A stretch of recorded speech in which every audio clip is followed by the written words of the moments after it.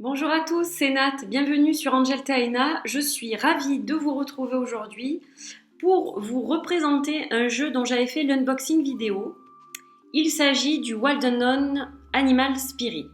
Alors, vous avez été très nombreux et nombreuses à me demander en fait de refaire une vidéo sur ce jeu, donc une review, pour en parler un peu plus en détail afin que vous puissiez faire votre choix sur un éventuel achat ou pas de ce jeu. Donc c'est ce que je vais faire, j'attendais de mieux le connaître en fait pour vous en parler plus justement en fait. Donc je vais commencer par le livre que j'ai acheté avec en fait. Et je ne regrette pas d'avoir acheté ce livre. Je vais vous expliquer pourquoi. Donc en fait, ce jeu, qui est donc le petit frère du Waldenon Tarot, qui lui aussi donc arrive avec un livre identique à celui que je vais vous montrer. Donc il faut savoir que cet oracle donc, fonctionne avec les 4 éléments et le 5e élément qui est donc l'esprit ou l'éther. Et dans le jeu, en fait, dans la boîte, vous avez un petit dépliant, comme ceci, qui est donc identique aussi au dépliant du Waldenon. Donc, qu'est-ce que vous avez sur ce dépliant? Donc, vous avez différents tirages. Donc, vous avez la carte du jour, 2 cartes, 3 cartes, 4 cartes.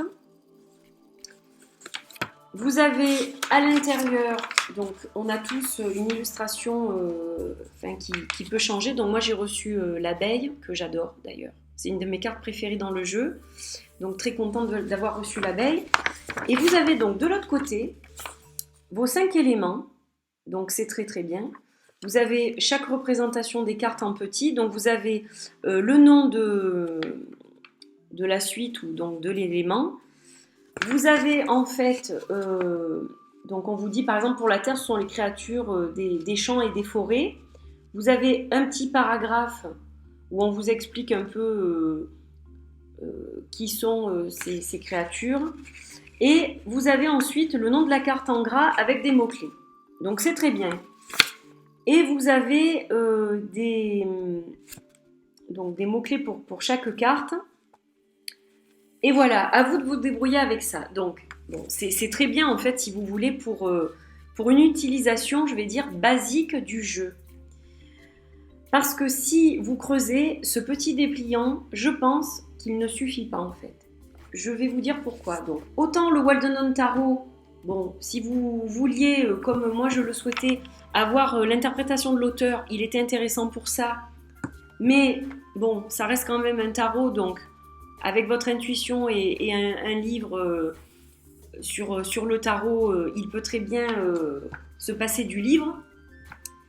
Mais par contre, pour le Waldenon Animal Spirit, je pense que le livre est quand même essentiel. Alors je vais vous expliquer donc pourquoi. Donc je vais vous passer le début du livre. Donc vous avez la table des matières, vous avez des petites choses où on vous explique un petit peu la chaîne alimentaire, etc. Enfin, bon. Vous avez plusieurs petits textes avant l'explication des lames. Donc on vous dit que vous avez donc la représentation des 5 éléments. Vous avez un paragraphe sur chaque élément, donc ça c'est intéressant, ça vous permet justement de bien intégrer quel genre de créature représente chaque élément. Et ensuite, utilisez donc votre jeu.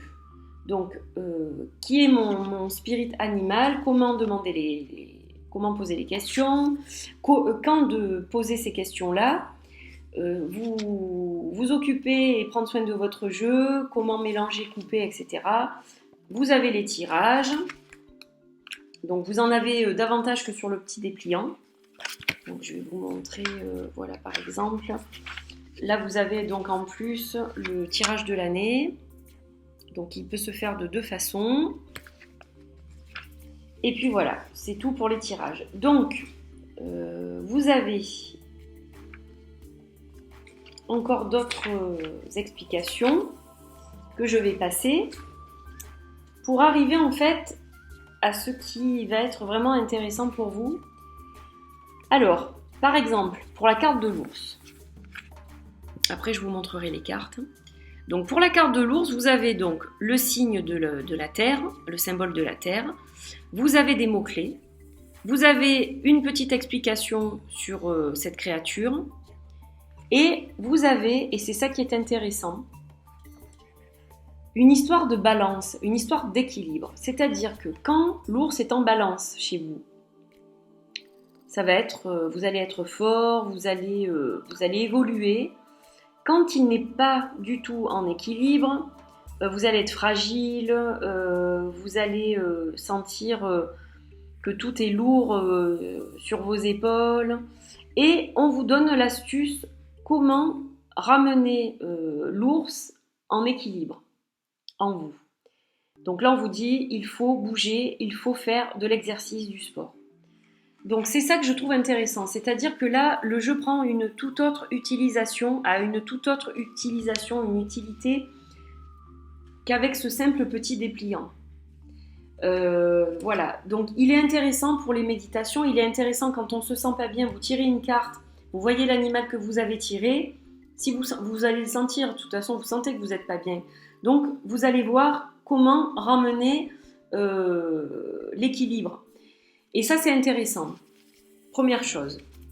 Deuxième chose, donc avec l'éther, vous travaillez avec vos chakras. Donc là aussi, c'est super intéressant parce que vous avez, donc pour les cartes des chakras, ça se présente un petit peu différemment. Donc vous avez le nom de la carte.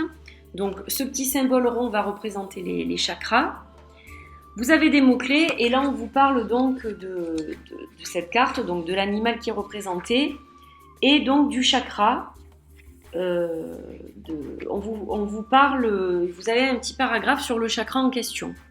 Voilà, là par exemple pour le serpent de mer, il s'agit du second chakra qui est donc le chakra sacré. Voilà, qui est situé 2 cm en dessous du nombril environ. Donc, c'est très intéressant la façon dont le livre est abordé. Ça vous permet de travailler vos chakras, de les soigner. Ça vous permet de les libérer, de les décrasser, de les remettre en équilibre. Et je trouve ça très très intéressant. Voilà pour le livre. Donc, vous avez chaque fois un petit intercalaire noir avec l'élément. Et ensuite, vous avez la suite donc, de tous les animaux de cet élément-là. Donc voilà pourquoi ce livre est intéressant pour travailler avec le jeu. Vraiment, je trouve que là, le livre, je le recommande fortement. Si vous voulez avoir si vous voulez optimiser l'utilisation de votre jeu. Après, si vous voulez seulement travailler ce jeu avec votre intuition et l'aide des mots-clés, à ce moment-là, vous n'avez pas besoin du livre. Mais je sais que moi, personnellement, je ne regrette pas d'avoir acheté le livre. Donc maintenant, je vais vous parler du jeu. Alors, donc le jeu arrive dans une boîte qui est identique à celle du Walden Tarot. Donc au niveau de la qualité, c'est exactement la même chose. Au niveau de la taille, exactement la même chose. Voilà, ce sont 2 boîtes qui sont très très solides, en carton très dur, très rigide. Et bon là, vos cartes seront bien conservées. Vous n'avez besoin de rien d'autre que cette boîte. Donc vous voyez que la couverture est très jolie, elle représente l'œil d'un dragon avec donc des écailles de reptiles. Voilà, très sympa. Donc vous voyez l'arrière donc avec quelques illustrations et il n'y a pas de code barre sur cette boîte, donc ça c'est vraiment, elle est magnifique. Vraiment magnifique. Donc le petit ruban qui est à l'intérieur, moi je le laisse dehors pour pouvoir ouvrir facilement ma boîte. Voilà, je tire et ensuite, grâce à l'encoche qui est sur le côté, car il n'y en a qu'une, hop, je peux ouvrir. Donc le fond de la boîte, dans le fond de la boîte, vous avez les 5 éléments qui sont représentés par leur symbole. Et donc, pour le dessus de la boîte, donc vous avez un petit message à l'intérieur qui, donc globalement, veut dire 2 pattes, 4 pattes, des écailles ou une peau, que nos esprits restent ouverts et que nos ailes s'ouvrent en grand. Voilà. Très très joli texte qui annonce la couleur. Donc, j'ai remis mes cartes à peu près dans l'ordre. je les ai classés par élément pour vous les montrer. Donc on va commencer par l'élément R. Alors là vous avez l'aigle. Alors elles sont belles. Elles sont vraiment magnifiques. J'ai pas du tout la même connexion qu'avec le Wild Unknown Tarot. Ça je tiens à vous le dire quand même. C'est-à-dire que ce que je ressens pour le Wild Unknown, je ne l'ai pas pour l'oracle. C'est un oracle que j'aime. Je l'aime beaucoup. Mais c'est pas... comment dire ? Je pensais avoir une autre relation avec cet oracle. Alors je l'adore, attention, hein, je suis pas en train de vous dire que je l'aime pas. Je l'adore, mais il y a d'autres oracles que je préfère. Et alors il va très bien avec le Wild Unknown Tarot, mais je ne l'utilise pas forcément avec le Wild Unknown Tarot. J'ai plutôt tendance à l'utiliser tout seul. Même si des fois je complète un tirage avec le Wild Unknown. Donc par exemple quelqu'un qui est pas bien, ça va pouvoir aider à déceler justement ce qui ne va pas chez la personne et justement l'aider, lui donner l'astuce pour remettre les choses en équilibre. Mais c'est plutôt un oracle que j'utilise tout seul pour moi et je fais pratiquement que des tirages à une carte. Ça va être la tendance du jour, comment je peux justement être mieux, voilà.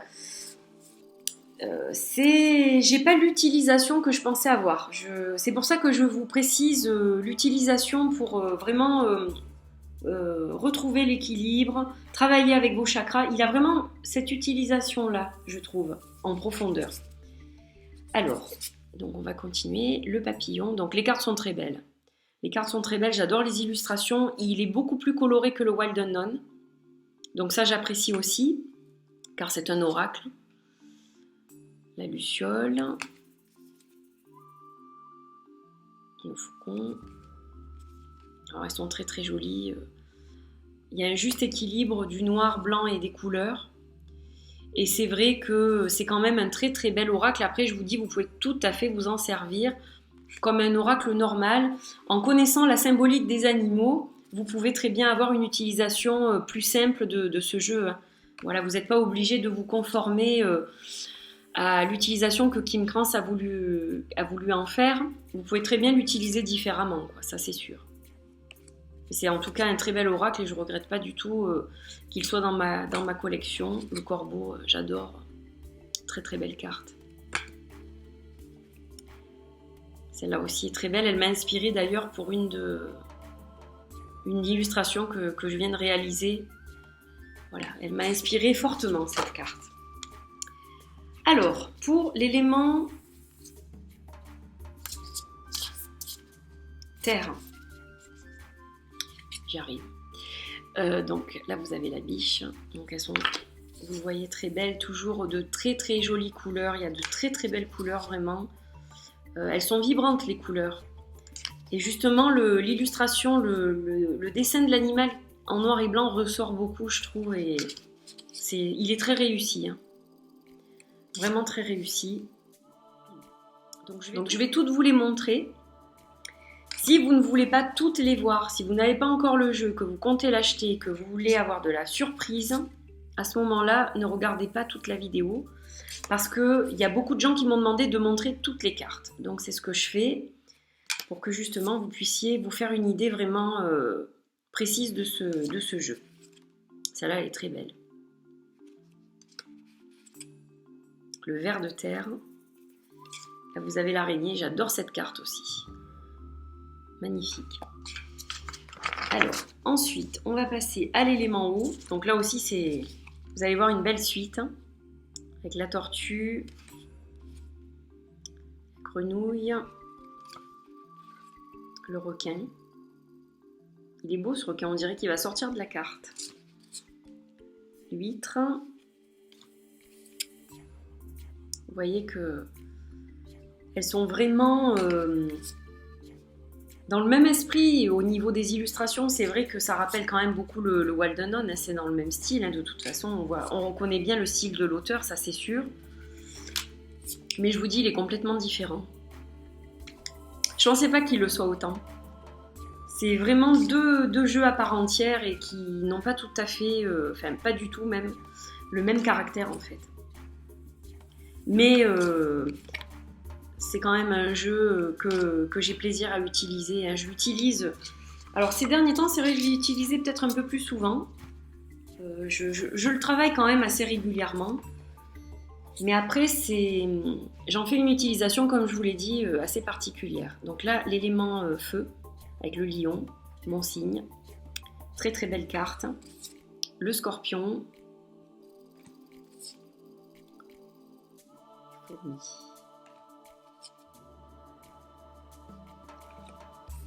Il y a vraiment des cartes qui sortent du lot, je trouve, au niveau des couleurs. Voilà, celle-là, par exemple, elle est très impressionnante. Le zèbre, très très beau, avec son petit arc-en-ciel. Le chameau. La panthère.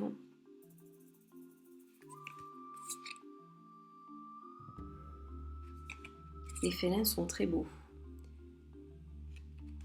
Et le serpent aussi, le cobra. Voilà. Magnifique. Donc là, je vous ai montré les éléments et donc on arrive au chakra. Alors, donc là, vous avez le premier chakra, donc le chakra racine, avec le phénix.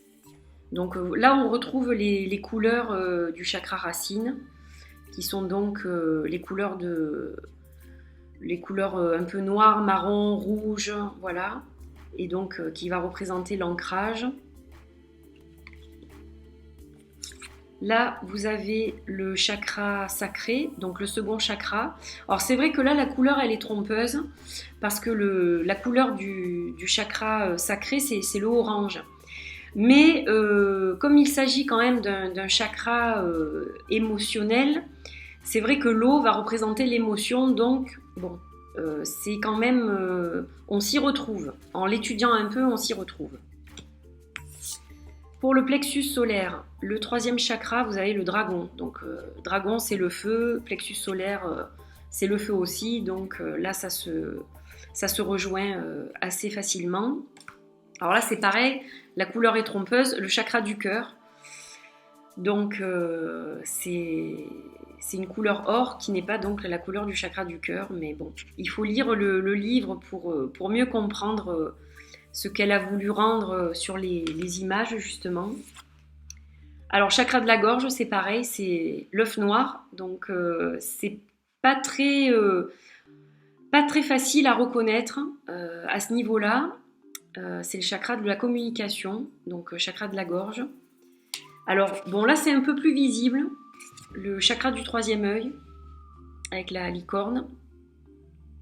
Qu'on voit la lune, donc bon, il y a l'intuition, voilà, c'est la vision, bon, ça se rejoint assez aussi. Et le cosmic egg, donc cosmique pour le chakra coronal, ça peut se comprendre aussi. Voilà, mais c'est vrai que c'est pas quand même évident si on n'est pas spécialisé, si on connaît pas bien les chakras, déjà ça va être un peu, voilà, pour un débutant ça va être difficile, quoi. Donc là, vous avez vu toutes les cartes. Donc je vais vous montrer maintenant l'épaisseur du jeu. Donc c'est un jeu qui est d'excellente qualité. Comme le Wild Unknown Tarot, hein, la qualité est identique. Donc je vais sortir peut-être une carte pour vous montrer. Donc au niveau de la taille, elles sont pareilles. Alors pour ceux qui ont la seconde édition comme moi, c'est génial parce que le dos est identique. Il n'y a que la couleur qui change, donc ça c'est super. Voilà, moi du coup je suis ravie de ne pas avoir la première mais la seconde édition.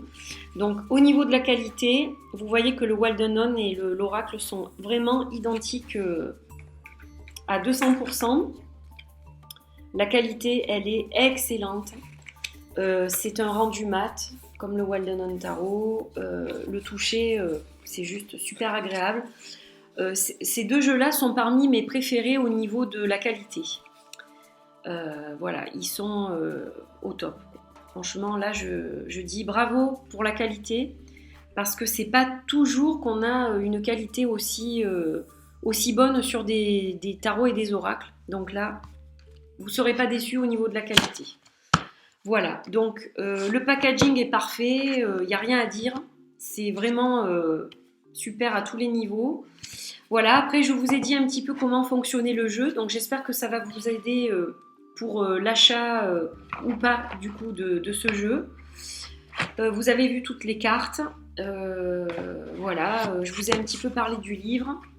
Donc il est intéressant, il faut creuser, il faut le lire. Hein. Il y a des choses vraiment, vraiment très intéressantes.